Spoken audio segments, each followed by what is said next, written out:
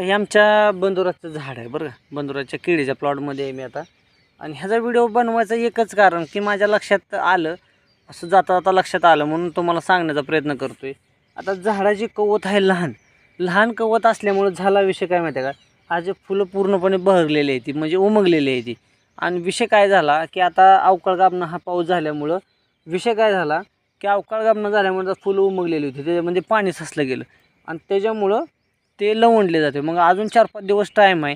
तर असे जर समजा कोणाचं बागामध्ये एवढे छोटीशी झाडं असलेली अशी असलेली, तर तुम्ही काय करा माहिती आहे का, त्याच्या काळ्या तुम्ही एखादा दुसरा तोडा तुमचा खराब जरी झाला, तोडून जरी टाकायची बारी आली तरी तोडून टाका, काय हरकत नाही. पण तुमच्या झाडाचं वाटोळं होणार नाही. म्हणजे काय होईल माहिती आहे का, तुमचं जे काय झाड असं उमळून पडणार आहे. आता बघू शकता हे कसं झालं आहे बघा. हे मग हे जे काय असं नुकसान जे होणार आहे का नाही, तर ह्या नुकसानीपासून तुमचं टळू शकतं. मग यासाठी काय करावं लागणार आहे तुम्हाला, एकतर मग ह्याच्या कळी तोडून टाकले म्हणजे झाड स्टेबलपणे हाय असं उभं राहील.